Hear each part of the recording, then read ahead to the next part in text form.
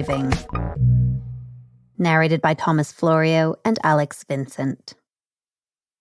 Life involves trade-offs. Every minute we spend at work is 1 minute less with our family. Every day we spend doing what we do best is 1 day less to spend learning something new. That's just the way things are. But life's limitations don't have to hold us back. These blinks lay out the advice of a highly successful businessman, a loving father, and a devoted husband, and delve into the principles that make for a passionate, authentic, and flourishing life. Instead of seeing work and life as antagonistic, these blinks show that the same principles can bring us success in both realms.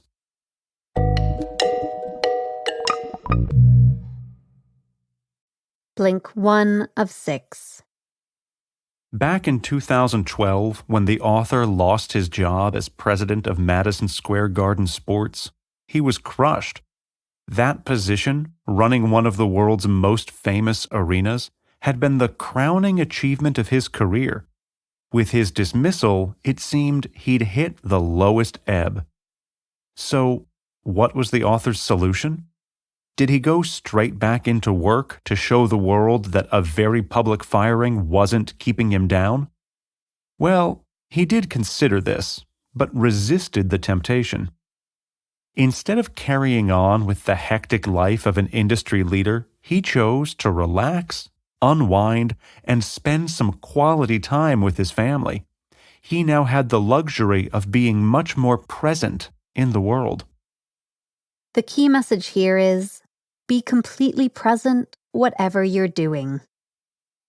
One of the great things about modern technology is that it allows us to do everything at once. Our phones empower us to order food, attend meetings, draft emails, and watch TV, wherever and whenever we want.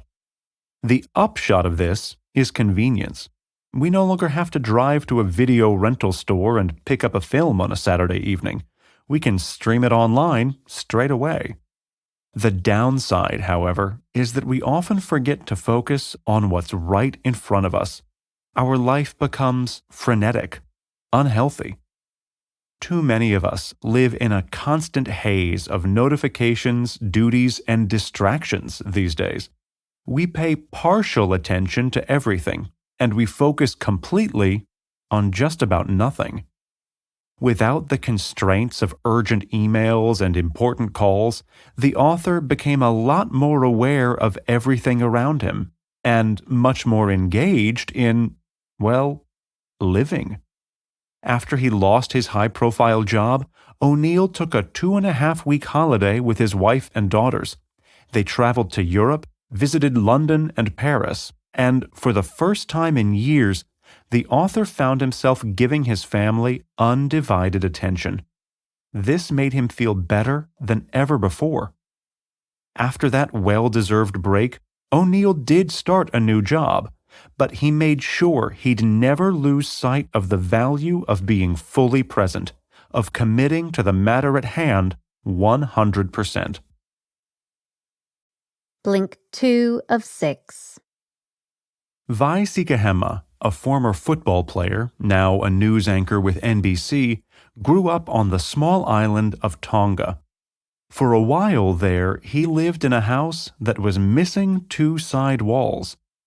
Now, it wasn't that the house was designed that way, and the house hadn't been damaged in any kind of storm or flood.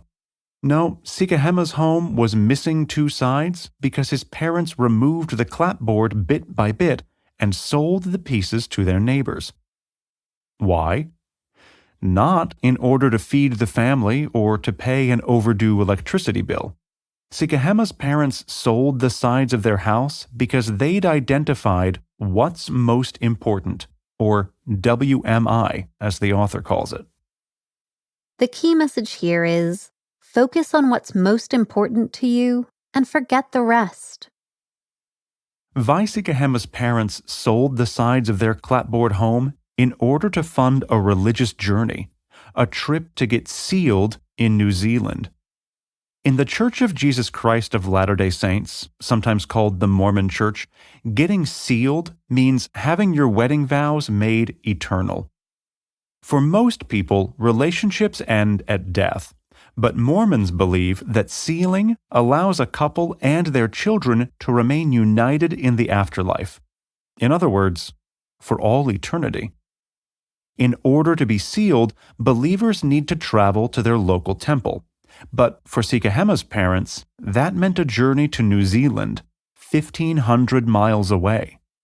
That distance and the cost of the journey would have discouraged many, but not this pair. The strength of their beliefs trumped the value of worldly things, even their home. Vai Sikahema's parents provide a clear example of lives lived in accordance with WMI, what's most important.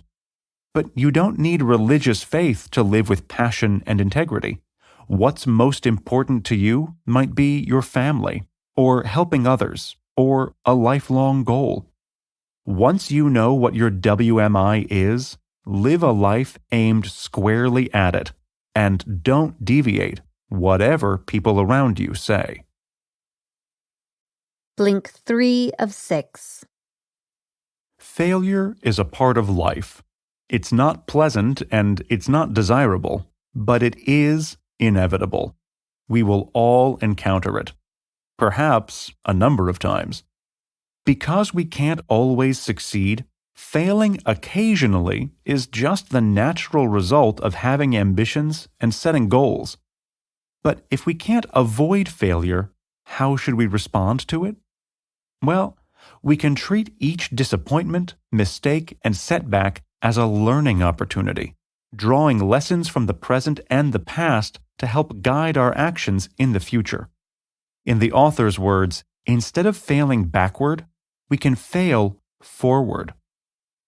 The key message here is failure is guaranteed, so fail productively. Failing forward, or failing productively, doesn't mean that you need to relish disappointment and pray for bad luck. Of course, your aim should be to succeed. What failing forward does mean is that you should learn from each setback.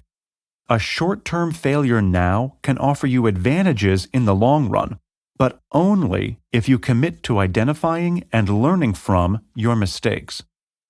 So, what does that look like in practice? Well, for the author, an important lesson came in the form of a marketing campaign gone awry. In an effort to attract teenage girls to the struggling Women's National Basketball Association, O'Neill signed an expensive partnership with the ultra-famous boy band NSYNC. Unfortunately, it was a complete flop, and ticket sales didn't budge an inch. In short, O'Neill had failed. It was at this juncture that O'Neill turned to a friend for help. Together, they identified the mistakes the author had made. O'Neill realized why he was finding it hard to succeed at work. His problem was that he'd never gained the support of his colleagues. In fact, he'd never really taken the time to get to know them at all. So O'Neill decided to correct this. He made an effort to establish meaningful relationships in the workplace. In the long run, that changed everything. Instead of failing backwards, O'Neill failed forward. Blink 4 of 6. On his second day as president of Madison Square Garden Sports, the author called 500 of his employees together and showed them all a video. It was called Battle at Kruger, and it Blink 5 of 6. Imagine how different your life would be if you always assumed that people had good intentions. That driver who just cut you off in traffic, maybe she's on the way to the hospital or late to her son's birthday party. No big deal. That friend who didn't invite you to his barbecue on the weekend, he probably just made an honest mistake. Living with this attitude is good for everyone. It's good for you because it helps hold anger and resentment at bay. It's good for other people too, because when you assume they're trying to be nice to you, you treat them with greater kindness, patience and respect. The key message here is assume everyone has good intentions. Admittedly, it can be hard to believe that others mean well. Sometimes we feel so hurt and angry that extending our own goodwill and generosity seems impossible. That was the case when Jill Snodgrass, a young colleague of the author's, came across her adoption papers as a 13-year-old. Written next to status of child was a word that Snodgrass recoiled at: abandoned. Immediately, she pictured herself as a baby left at the side of the road, helpless and unwanted. It was an image she found impossible to shake, an image so powerful that years later it was still making it hard for her to open up and trust people. And then, one day, Snodgrass returned to her family home as a young woman and sought out the folder that had so upset her as a child. She saw the word abandoned once again, but this time she read on. She learned that her biological mother, a woman who had only a second-grade education and cleaned houses to make ends meet, had given her up not long after Snodgrass's father left them. Instead of seeing herself as unwanted and abandoned, Snodgrass saw the situation in an entirely new light. Her mother hadn't willfully parted with her. She was probably struggling, scared, and alone, and saw adoption as the best way forward for the child. As a girl, Jill Snodgrass had interpreted the term abandoned in the worst possible light. Now, a little older, better informed, and more mature, she was ready to assume that her mother was a struggling and distressed woman who did the best she could for her. In short, she assumed her mother meant well. Blink 6 of 6. Back in January 2015, the Philadelphia 76ers point guard Tony Wroten was interviewed before a game against the Cleveland Cavaliers. In that conversation, he uttered a few memorable words. Wroten said, "They tell us every game, every day."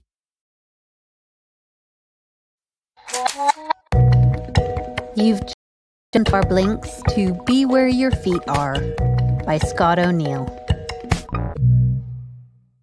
The key message in these blinks is that a few key principles underlie success at work, at home, and in the wider society.